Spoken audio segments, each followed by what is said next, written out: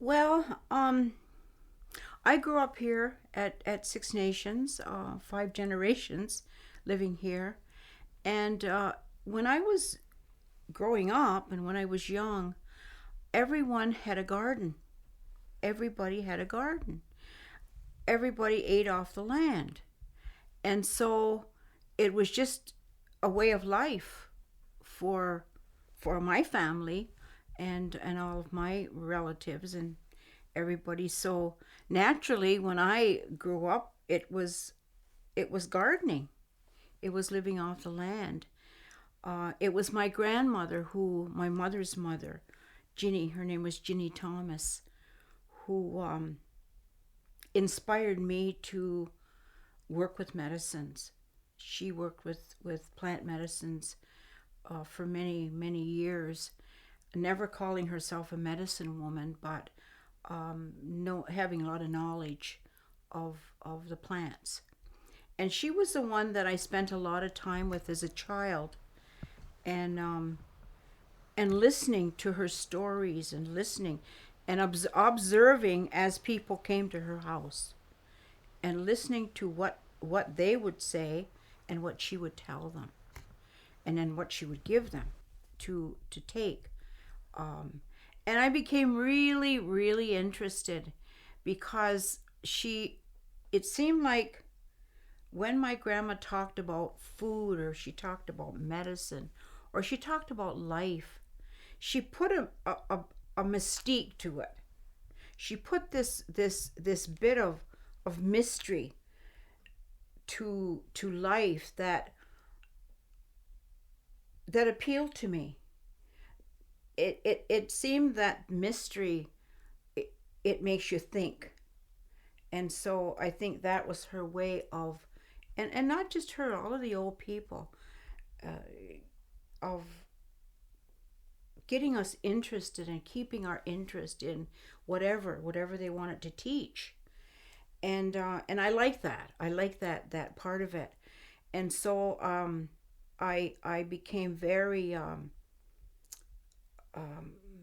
more than interested. I became just almost possessed, I guess, with or just so passionate about medicine and about food. And coming from a big family here at Grand River, Six Nations, family of 10, and a lot of relatives, it's always been our way to make sure people are not hungry, make sure people are fed, make sure people feel good. And of course, being a physical, we always feel good through food and through medicine. So I think that's one of our ways of making sure people have balance in their life has always been through food. And so it also became my passion to garden. And so I love gardening. I love having my hands in the earth. I love feeling the energy of the earth. And so um, I guess I'll garden till I can't garden anymore. So I guess there was a time, a short period of time here in this community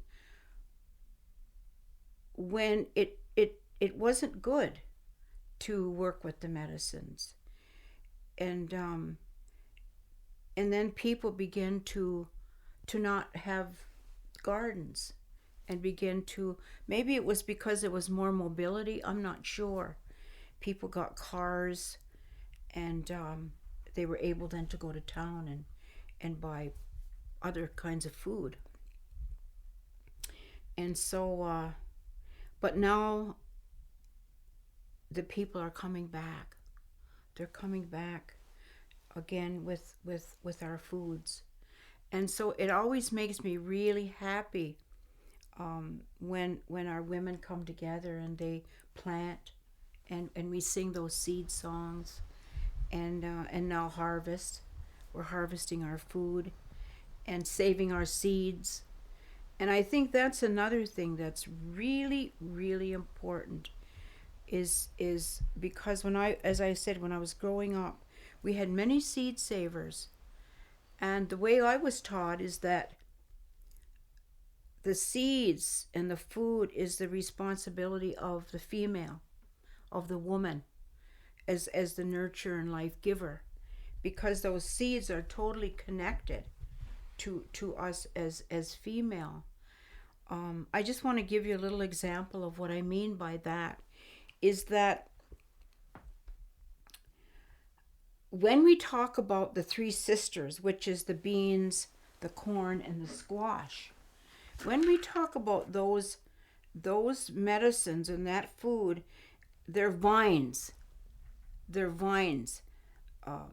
Una uzala, that vine. Well, we also come from a vine as a human being with the umbilical cord. We come from that woman, and just like that food comes with their umbilical cord from the earth, and then we take that and we keep that connection because it feeds us, it keeps us alive.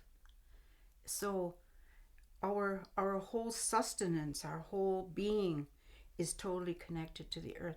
I just find that fascinating, that we are so connected through language, through tradition, through everything. And I think, gee, that's beautiful. Is you can just see that picture, of that connection of the vines and our umbilical cord. So I just so when I went back to learn the language, the Mohawk language, I was so again fascinated with how the language tells us. It tells us how to do things, why we do things, when we do things, how, it tells us everything. And so when we understand the language, whether it be Mohawk or Ojibwe or Cree or whatever it is, the language totally connects us. It's an earth-based language. It's totally connected to the earth, which is what gives us sustenance as a human being and keeps us alive, whether it be the food or the air or the heat, the sun or the moon. We're totally connected to the earth through with our life every day. And so, I became so fascinated with just the corn alone. This particular corn, it's the old Iroquoian corn. It's the old Ungwehongwe corn. And what I mean by that is that it only has 8 rows. This corn has an 8-row corn, which the other corns have lots of rows. And so this is the old seed that we make corn soup out of. So it's an old indigenous seed that's not hybridized. It's pure seed. And I think that's we're going to have to come back to this. This seed is going to be our life soon, because if we keep hybridizing food, and right now, we look at apples and they're at the end of their strain, and we only have some old apples left, like spy apples and Macintosh.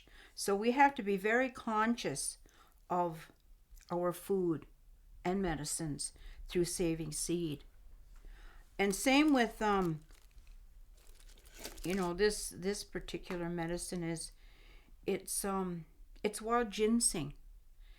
And when I was growing up and I'm listening to the old people, they always said wild ginseng is one of the best medicines, they said, because it's a man plant. And when you look at that plant, it looks like a man.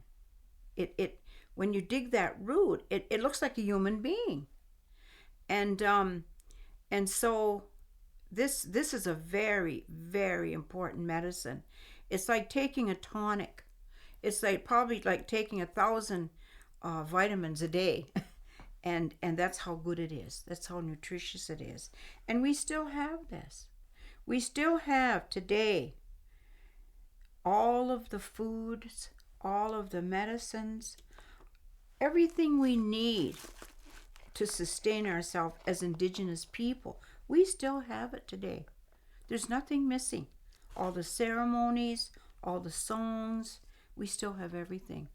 And I think, you know, this is what I think we need to bring back into our lives and put into practice is our way of life.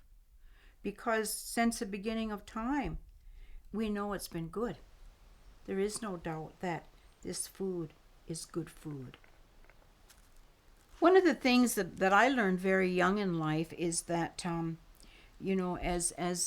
Indigenous people of this earth, we always followed the cycles, and so our foods, our medicines became cyclical. It was certain things that happened in the spring, summer, fall, winter that kept us in balance. And the other thing I realized with healing and medicines, with food, is that when we eat the right foods, when we eat a balanced diet, and of course our diet long time ago was slow foods. I like the way the old people talked about slow foods, and and when we eat these slow foods, it keeps our body in balance. And like for example, the corn that our staple food was corn, and this corn, it has to dry a year before you can even use it. This is last year's corn, and so it takes a year it's before you can even use the corn. And then when you use the corn, it takes you all day just to make soup.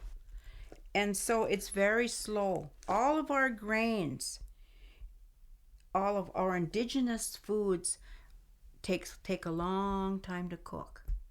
They're not a fast food like, wild rice takes a long time, and beans take a long time, and corn, and so on. So it's a very slow food, which means then it's all of the vitamins and minerals then go through the body very slowly.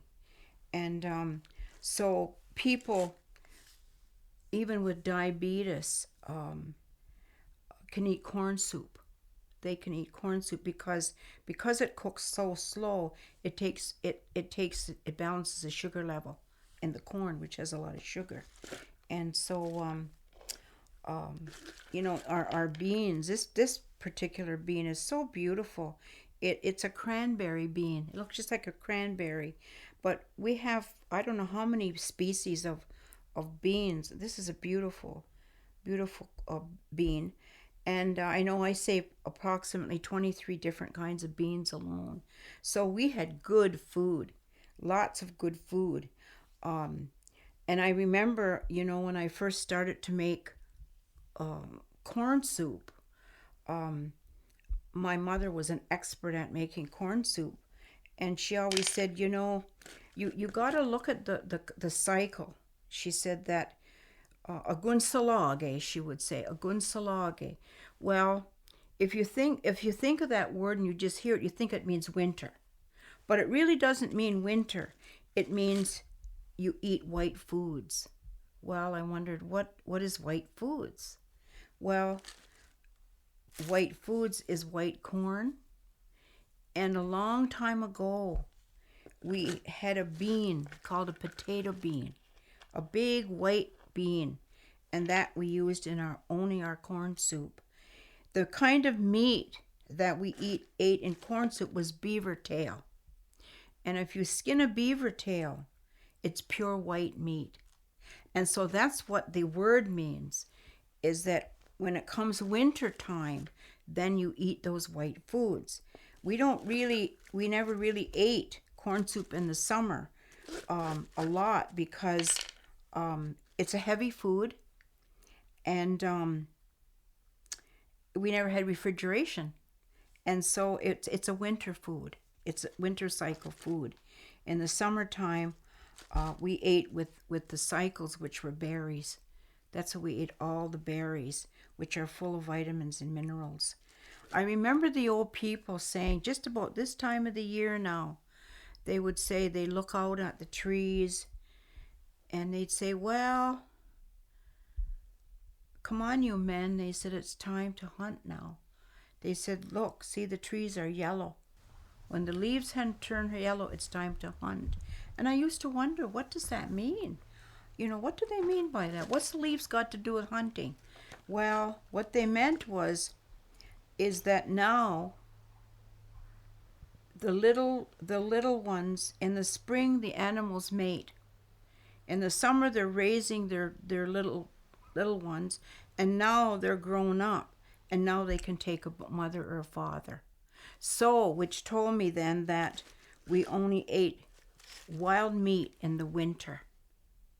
We only ate that in the winter, such as venison and, moose and elk and so on and so forth. And so that's also the meat, the when we ate the white corn. And so we always ate with the cycles, the seasons, because that's a food that was available to us out in the wild. And so we knew when to gather our food, we knew when to harvest our food, and how to put it away so that we would always have food. I believe, looking back and talking about history, the history of our food and medicines, and the connection, is when the old people used to say, your food is your medicine. It's also your medicine. It's going to doctor you. And your medicine's going to also doctor you as food. And so I believe that. I believe that because it's so full of vitamins and minerals. And I guess as we begin to teach our little ones again, as we begin to teach them and show them, we will bring back that old way of, and that good way of eating again, and keeping ourselves in balance. One of the things that I guess it bothered me for a long time was why we maybe put our culture aside. And then as I grew up, I realized that the people that went to residential schools, they weren't able to speak the language. They weren't able to be home with their parents to learn what we were supposed to do. And it's really affected generations of our people. It's only now, that we're healing from that. We're healing from that legacy of residential schools and colonization, to where we're realizing how important and how beautiful our way of life used to be. And so things are now reversing themselves. They're coming back. We're relearning that good way of life, or that good red road, as some people say. And so that sort of makes my heart sing. It really does. And so I'm an intergenerational survivor of residential schools. My dad and my sisters were at the Mohawk Institute my dad was there for many, many years. And I wanted to understand. I wanted to understand that behavior, and so I set out to do that through a project called Dotah. And it was a project that I ran for 10 years, of helping the survivors and intergenerational survivors heal from the legacy of residential schools. And after that project completed itself, the women felt they still needed more support. They said, we just need, we don't heal in 10 years. You know, this is going to take a long time. And so I was able to start another project called Dotah's House. And Dotah in Mohawk means, um, it means grandma or grandpa, and you know, the elders. And so I I said, you know, I'm going to open my house as Dudah's house, and you can come for support, you can come for encouragement, you can come for healing. And so that's what I've been doing for the last year and a half. So once a month I bring in a Duda, either you know, a man or a woman, whoever I can bring in, and they teach for three days. So it's been really wonderful. It's been really good to sit and listen and to learn and to work with them again, the way that I was taught when I was growing up here at Grand River. I'm glad that I chose to listen to those old elders, because wow, they were very wise. They had a lot of wisdom, and you know, to this day, as old as I am now, there's nothing. There's nothing that they said that wasn't right. Everything was right. And so I'm really happy I chose to do that. One of the things that I've been privileged to be part of in this last probably 40 years is assisting people, mothers, daughters, with going back and relearning, you know, how to garden, how to grow our foods, how to save seeds, um, how to harvest, and how to preserve our foods, which is really easy. And the reason that I took an interest in that is coming from a big family. My mother, she preserved probably close to 1,000 jars of fruit a year. And and the reason I know that is because I washed the jars, so I know she preserved a lot of food. And growing up in that big family, we always had a lot of food. But she always made sure that she looked after other people as well, and she gave a lot of food away, and people came. Well, what's happening today is it's happening a little bit different than it used to, but now there's a lot of programs, maybe agencies, who are taking an interest in our foods. So they're doing it in as a way like a class. So come in and learn how to can tomatoes, or come in and learn how to, you know, make pickles, or make corn soup, or so it's happening a little bit different way today, but it's just as good. And so I know a lot of people come here um, because I do medicine walks and medicine tours, and then we make medicine. And so this month here coming, we're going to cook. I'm going to show them how to make different foods the way that we used to. One of the foods that I grew up on was ground corn, and we made a mush out of it. It was a mush, and my mother would put dried berries in it, and that's so easy to make. And of course, ground corn never spoils, so you always have that. So that's just one of the dishes that we'll make. And of course, we always dried a lot of food, because we didn't have the refrigeration.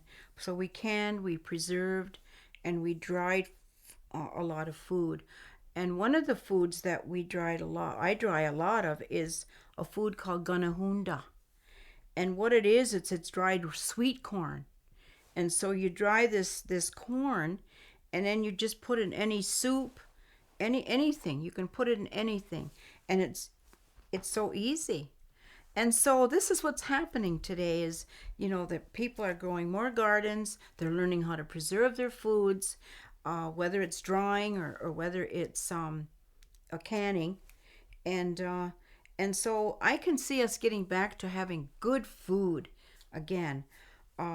Right now the hunters are out hunting, venison, moose, and so now they'll bring the wild meat home, and um, so one of these days when I come home, there'll be a bag of wild meat at my door waiting for me, which is really nice because they do share their hunt. So I've learned to take that buffalo or that venison or the moose and make good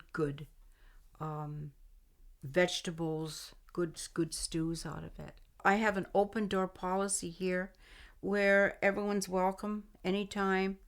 Um, and the tea kettle's always on the stove for herb tea or medicine. And grew up with food on the stove, so you know I have they're welcome to come. And please, if they're interested in the monthly teachings of our Dotahs, just give me a call, and I'll make sure that they know what's going on, and they're welcome to attend whatever they would like to attend.